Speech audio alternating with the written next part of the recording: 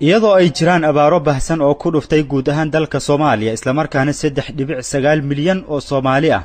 ay qarka u saaran yihiin macluul ayaa hay'adda adeegga bulshada ee Alfa Trust waxay gargaar isugu jira biyo iyo raashin gaarsiisay tuulooyin ku yaala gobolka Bay iyadoo ay ujeedada tahay inay hakiso barakaca dadka tuulooyinka gargaarkan maanta la gaarsiiyay tuulooyinka abaarta daran ay ka jirta ee haraadka iyo gaajada ba'an ayaa isugu jiray 10 booyadood oo biyo ah iyo raashin ka oo ay ka faa'iideysteen ku dhawaad 1,000 qoys oo ku nool tuulooyinka Misgaale, Madhoon, Wirwir, Boolabor, Amaanlay iyo tuulooyin kale. Dadka ayaa soo xoomay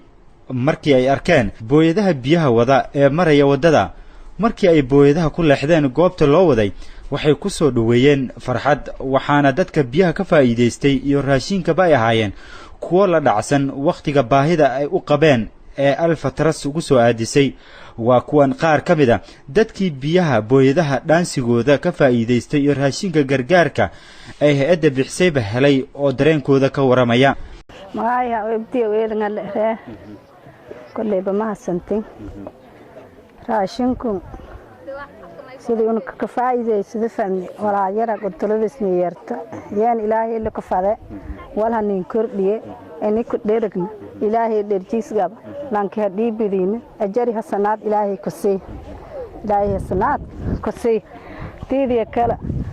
بيجيك أفربوي دانين كويتي أفرتنين كويتي إيه ذانك درجنا إيه ذانك فرحنا جن فردوس ألانك فرح لانك أرجع هدي بدين أجري حسنات على كسي تيجي كلا بعدك بيو إلهي لك فداي وانا كرجار لك فداي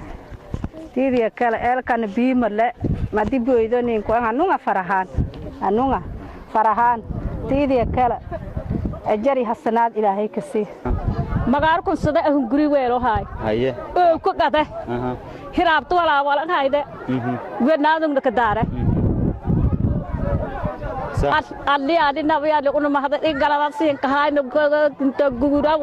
ونرجع على الدائرة أنت بيوم بشانتي نبض إنفيا كأبنا حتى تبخانا نهجرو تبسان قبتن بيو مرك ما دماري دي بيو ما يقبل وراء نجورك أوراني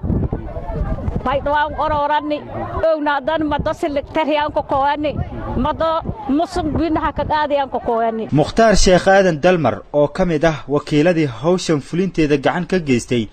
iyo mid ka mid ah odayaasha tuulooyinka biyaha iyo gargaarka raashinka la gaarsiiyay oo u mahad celinaya hay'adda adeegga bulshada isla markaana ka hadlaya inta ay la eg tahay baahida ay qabaan dadka tuulooyinka. ilaahigii maanta in garansiiyay in aan soo gaarno deegaanadan oo ay ka mid yihiin deegaanada sida aadka ah ay u asiibtay abaaraha ku dhuftay koonfur galbeed Soomaaliya. waxaan halkan rabnaa inaan uga mahad celino walaalaha sida muxsiniinta ah ee sida hiilka iyo hooda leh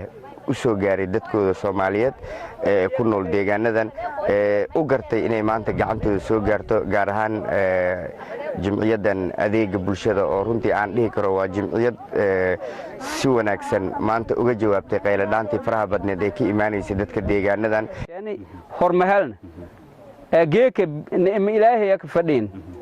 haddana may fadaana in lahneenka dar biyoogas lahneenka dar raashinka lahneenka dar yaalkan duroowan san argaay tan bi ilaangan dhamaadahan abaaraha dhamaayay ilaahay gargaar ka fadaan tan kale isin gargaarsiin ka fadaan waliba lana ilaahay inka mahadnagaan dadka walaaladaan lamada qiibad roogan gobolka Bay dadka dhibkaan arageen madaaska bad sii jeediyeen dadka yoo haayan yaa mahadnagaan ilaahay inka mahadnagaan TV-ga Universal magaalada Baydhabo.